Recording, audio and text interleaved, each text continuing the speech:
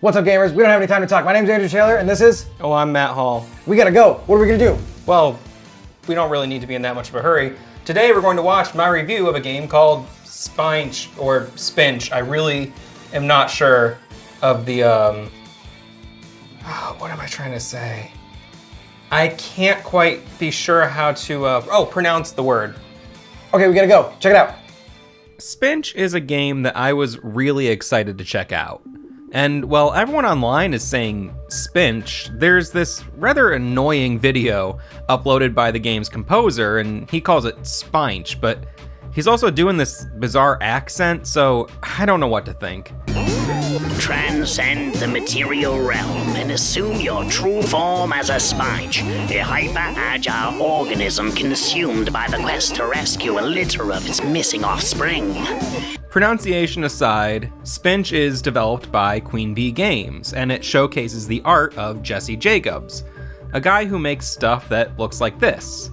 It's a really good-looking game, and for the first couple of hours, I had a great time with it. Without exaggeration, it was the most fun I had with a new platformer since Shovel Knight.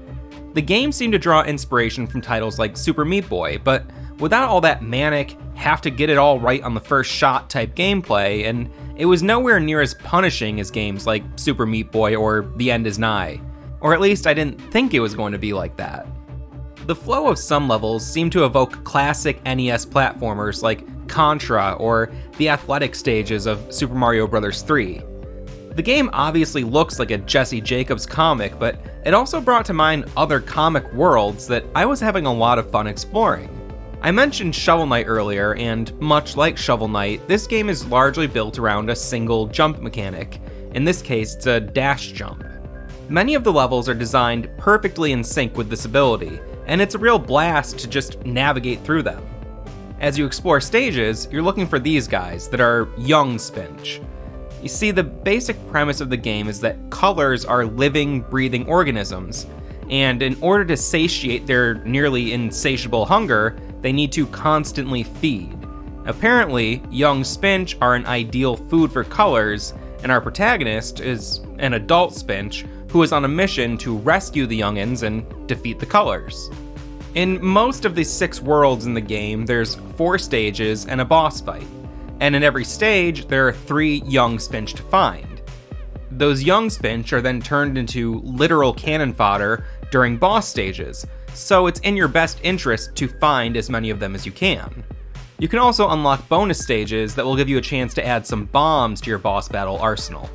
Like I said, I was having a great time with this game. That is, up until around World 4.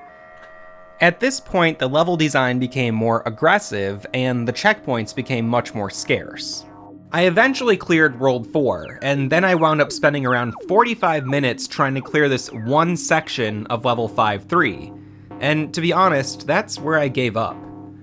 This level is extremely frustrating. I looked it up on YouTube to see how other people were tackling it, and I couldn't find anyone who could clear it without taking damage or cheesing it through power-ups. And to explain the power-ups real quick, you collect these cubes, and if you get 50 cubes, you're granted a short burst of invincibility. Sometimes it's very useful, and oftentimes it isn't, and it's really hard to plan ahead to make great use of it because you never know where those cubes are going to wind up, and you never know how long it's going to take you to get 250, and the power-up just activates immediately. It's not like you can hold on to it until you really need to activate it. Anyway, back to this level. I'm not someone who usually gives up on hard games, and I'll very likely come back to this one eventually, but the juxtaposition of these later stages with the earlier game is just really jarring. The press kit for Spinch lists being inviting and replayable for everyone as one of its key features. That statement may hold true for the first half of the game, but these later stages are anything but inviting. The sharp difficulty spike in the second half of the game is very frustrating because up until that point, Spinch is a very playable game. It's really a lot of fun, and the music, art, and level design are all working in harmony. But due to the difficulty spike in the game's second half, it's hard for me to wholeheartedly recommend paying full price for this game to anyone who isn't ready for some hardcore platforming. I would love for more people to experience this game, but it definitely hits a point fairly early on that I think would make progression just too frustrating for many players. All that said, I would love to see more artists from the indie comics realm work on art direction and design for video games. There are a lot of different styles and characters that I think would be a lot of fun to see in a video game setting. Now, there's been a number of indie comic titles turned into games, but most of them are pretty fucking bad, and I think it's high time for a new generation of comic creators to take their shot at making the leap to video games. Well, hey, that was my review of that game, and I gotta ask you, Andrew, have you played Spinch? Spinch? I have never even heard of Spinch. Okay. Friend of the show, Christopher Stott Rigsby, actually suggested the game to me. Isn't that guy me? No. That's the guy from Adrian Aardvark. The guy that looks like me. I don't think he looks anything like you. The guy that everyone thinks is me, and that thinks I am. That would be insane. Especially when we're always next to you. You don't look anything like one another. All right. Wow, it looks great visually. Looks incredible. Like, they really did a great job of taking. Did I fart? Are you looking? Yeah, am I farting? I saw the fart cloud. Look, it's right there. They did a really good job at taking his comic book style and translating it directly to pixel art and animating it. I really liked, maybe that was the intro, like the title splash screen where like those circle shapes like form into a face or something. Yeah. I didn't pay close enough attention to see if it really does form the shape, but damn, that looked great. Yeah, I mean, the whole game looks incredible, like all the way to the end. It's very creative, just really cool level design, enemy design. It looked cool. So you said it's a dash jump, so does that mean you have a run button and a jump, or is it a dash? Like, is it one button? I don't remember. Is it like a spin dash? I don't remember. It plays almost identical to Super Meat Boy in terms of like you gain momentum and then you jump. I think there is a run and a jump button, yeah. Okay. I think it's like any platformer. But I honestly, I played this like a month ago and I don't quite remember the mechanics on the controller. All right, that's fine. So some of us are just better gamers. With the boss fights, if you don't find the mini Spinches, the baby Spinches, are you just helpless to beating them? Yeah. Really? Yeah. It's soft, like it locks it? Well. Or is it just really hard? No, so the Spinches, the baby Spinches, the baby Spinch, go into those tubes. So there's one tube where they're collected, and there's a second tube on the other side of the boss arena. And what you have to do in every boss fight is get over to a button to activate, almost like at a bank, you know, when you send your deposit through the tubes. It thumps them over to the other side, and then you press another button that fires them all. Okay. And it just and it fires for as long as you're depressing the button. Depending on how much ammo you have, and the ammo is determined by how many baby spines you found. Didn't you say there's only 3? There's 3 in every stage. There's 4 stages in every world. Oh, okay. And the boss fight is after the 4th stage. Okay. Yeah. Interesting. So like, so you can find up to 12 bullets basically, and then you use those to fight the bosses. Now, if you didn't find any, hopefully you got a bomb. But also, you can go back and replay stages. It's not like it's not just linear. Oh, okay. So you can go back. Is the invincibility after collecting the 50 cubes or so, is that the only power-up? Is there any RPG elements? Nope, that's it. It's very, it's super straightforward platformer.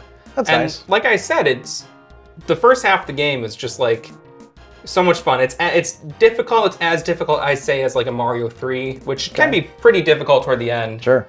But you know, in terms of like, you know, the first like couple worlds of Mario 3, it's around there. Like, there's a stage that really reminded me of the stage where the sun is chasing you. Yeah. There's like a similar mechanic in this game where there's like a cloud that like drops a bomb that clears the whole stage. Whoa. And you need to like go through the level, and every, you know, X number of paces, there's a little alcove you can hide inside of that you're clear, and then you have to rush out there and find the next one. Okay. And it's like a good little like, you know, cat and mouse kind of thing, like similar to the sun mechanic in Mario 3, but fleshed out a bit more. And it was just like so much fun. I was uncontrollably smiling while You're playing having a the good game time. because I was actually like, whoa, You felt I'm having fun. in a video game. In a video, it's not giving me a fucking existential crisis. It's not feel frustrating me. We do play a lot of games where it's like you come out of it like, Whoa. that was emotionally moving. Yeah, no, this game was game's just fun. Jumping colors. And then, like, 40 minutes on one jump I couldn't make. That was my last question to you is I feel like a weird like secondhand dread from you talking about how that has that aggressive difficulty spike.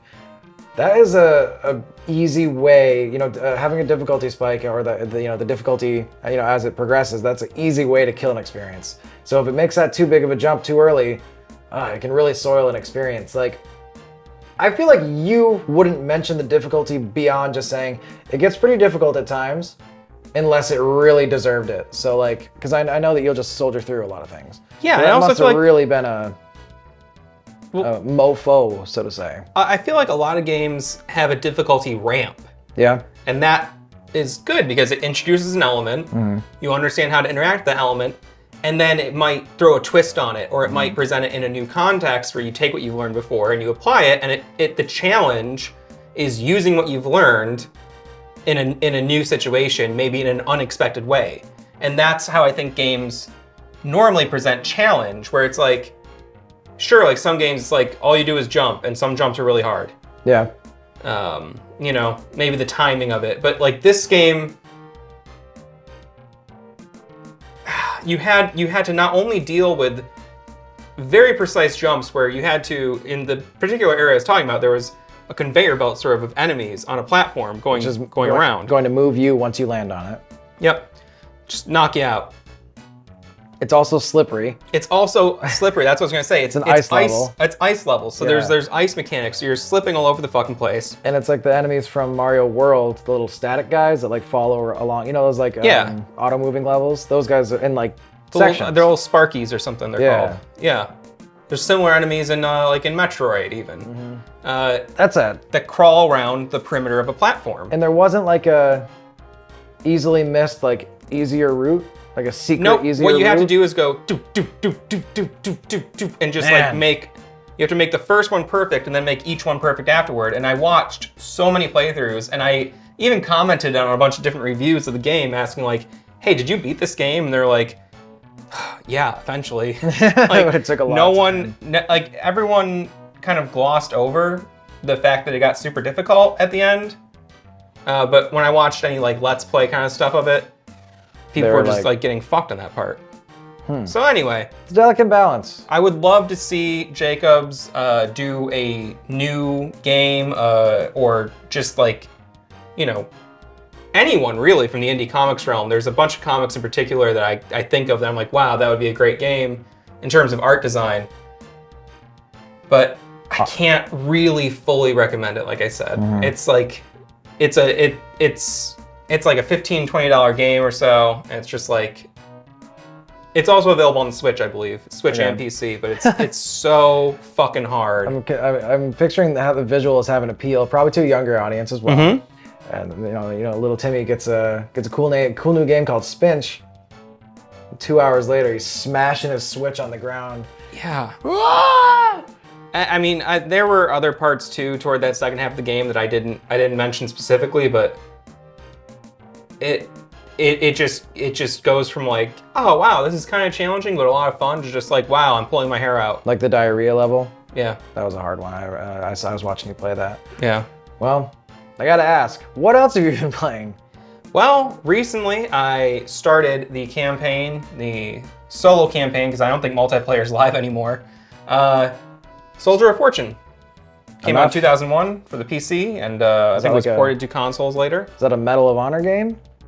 No, Soldier of Fortune is a magazine. You're like a mercenary. Okay.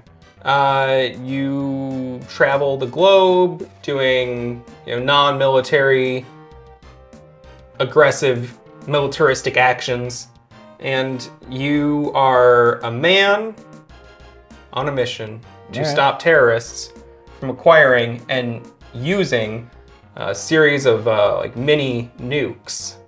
And the game is notable for the Ghoul engine, in Great. which body parts can break apart in 26 different spots. Jesus Christ, per or like just total of per like. There's 26 like break points on the body. Wow. Where if okay. you shoot someone, their arm will like blast off, or like it'll just. Part of their arm, it depends. Wow. It's like it's extremely accurate with that kind of stuff, and similar to like disgusting. Sniper Elite. Yeah, similar Okay. to Sniper Elite. Yeah. All right. In terms of like, if you hit him there, you're gonna see it. All right, And, that's it's interesting. It's old. I mean, it's 2001. It's I'm not playing with any mods or anything, but crazy how good it holds up for a shooter from that age. Mm-hmm. But also like, I don't know if I've ever played a game that gory. It's fucked up. All right. So I will be reviewing that on a future episode of Have You Played, and going full detail Whoa. into every type of gore possible in the game, I'm excited to see all with the a variations. with a focus on nut shots. Okay. And A majority of the breakpoints are in the crotch. well, there's 1, 2, 3, 4, 5, and then another and then 21 in the dick and balls. I'm excited to see Oh, it. and the pussy. You do shoot women as well. Oh, thank God. Finally. Anyway, what did you want to ask me? I was just curious what you were playing lately. Well, as I said in a previous outtake of the last video, I was and have been playing Hellblade, Senua's Journey? No. Revenge. Nope. Redemption. Nope. Adventure. No. Rampage. Fury. There's some alliteration going on. Sacrifice. Yes. Senua's Sacrifice. Now, Matt, I'm about 2 hours into this game, and I'm struggling with it. And this is a game that we, we do have a plan to shoot a new type of video where we both complete a game and discuss it afterwards, kind of like a gaming book club, which was kind of the start of this whole channel. Matt, you've already completed it, right? I completed it. And we're not exactly sharing all of our details because we want it to be real and natural on camera. Struggling with this title so far. I'm 2 hours in, but I did watch a video of a guy that played about the same amount of time as I did and made a review about how he didn't enjoy the experience. And he got a lot of negative comments, obviously, but I think it's also fair to put a couple hours in and give your feelings on it. Everyone was like, dude, you didn't play the whole game. How can you talk about your experience? I'm like, you can still talk about your experience. But I'm gonna get through this game. I think there's varying levels. I think it's fair for you to give your opinion of the time that you played. I think it's fair to give your opinion of anything you experience. But I think you should give an asterisk of like, hey, I I didn't play all of it. I think it's your responsibility as a critic, if you're going to critique a work, to fully experience a work before you critique it as a critic. So if you're somebody who's making review videos, I'm not going to be surprised if you get a lot of negative comments for being like, I didn't play much of this game and I didn't like it. It's like, cool. He did, I'm sure it was a retitle, but it was a Rant/review. I think it should have just been Rant. It should have just been a rant, yeah. Because I mean, that's a valid opinion. I felt that way about games and movies and books and all sorts of things where I go, wow, not for me, not going to finish this. Sure. But then I don't feel the need to get on my soapbox and tell the world about the experience. that I had a non-experience with this thing. Anyway, we have like a loose philosophy on the show. We mostly just want to use this as a showcase for stuff that we do like and think is good, or had some sort of positive experience out of. We don't like it, I don't know. We haven't made any reviews where we're like, wow, this is very bad. Really? Kinda? I mean, sometimes. On the channel, you mean? Yeah. Yeah, I mean, the channel, I don't think that we're here to hate on stuff. I think the goal of the channel is to go, hey, this is pretty cool. You should probably check it out. Like, try to, not curate necessarily, but just spread the word about cool games. Yeah. So I'm going to finish the experience. I'm going to finish the game because there has been a lot of times that I haven't liked the beginning of something and then was mesmerized by the end. So, in short, I'm playing Hellblade, Senua's Sacrifice. And if you want to see more videos, if you want to see more, No, go on. If you want to see more videos like this, more game reviews, more gameplay, why don't you hit that subscribe button, man? I don't know. I've been looking this up recently. The way the whole YouTube thing works is like watching the video is pretty good. Watch time is important, but like the algorithm favors just putting a little comment, hitting the subscribe button, sharing the video. So if someone were to leave a comment, I would give the call to action to say, hey, comment, tell us what you've been playing lately. That's the thing we like to ask people. Or ask us, have you played such and such game? I love to discuss it in the comments. If you look on previous videos, I always do. And hey, Matt's the reason always I'm jumping in playing there. Soldier of Fortune is because someone in the comments said, hey, have you played this? I go, no, but man, that does look like it's right up my alley. I'm gonna check it out. That's pretty cool. If you want to get a sweet shout out like that on the show, like that guy in the comments did, let us know what games we should check out. Hit the subscribe button, hit the ding the little bell thing, post a comment, share it with your friends. Yeah. And check out new videos coming soon. Coming soon. Coming soon. They're like Thursdays and Mondays usually. Yes. All Goodbye. Right. Bye. Oh, that was I'll edit that down a lot. yeah, a little loose.